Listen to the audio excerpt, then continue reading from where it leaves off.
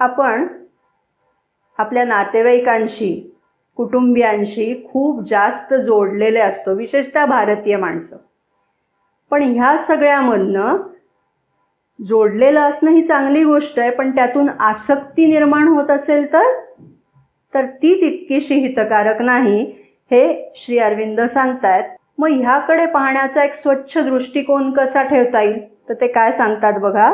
प्रत्येक जीवाचा स्वतःचा प्रवास ठरलेला असतो.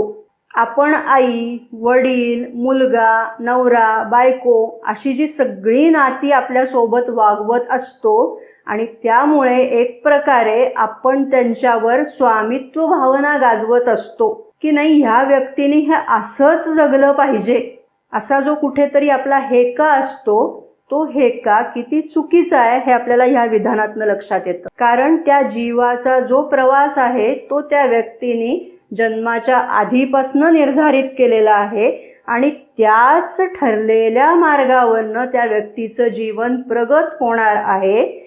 तेव्हा त्या जीवनाच्या वाटचालीमध्ये काही थोडा काळासाठी तुम्ही एकत्र आलेले असता, थोडा काळ प्रवास सोबतीने करता आणि नंतर जसं आपल्या आगगाडीच्या प्रवासात होतं की त्या व्यक्तीचं स्टेशन आल्यानंतर ती व्यक्ती उतरून जाते, आपण त्या उतरून गेलेल्या सहप्रवासाचं दुःख करतो का?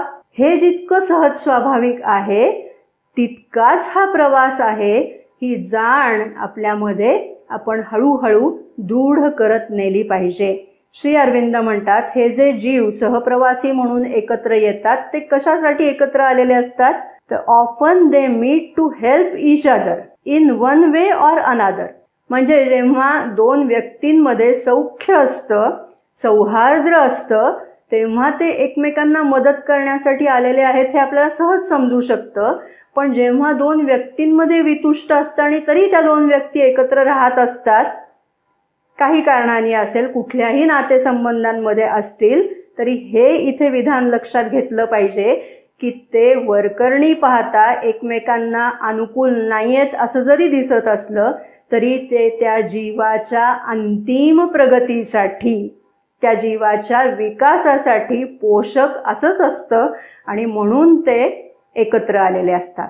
आणि मग त्याचं कार्य संपलं की ते दोन जीव वेगवेगळे होतात असं इथे त्यांनी सांगितलेलं आहे.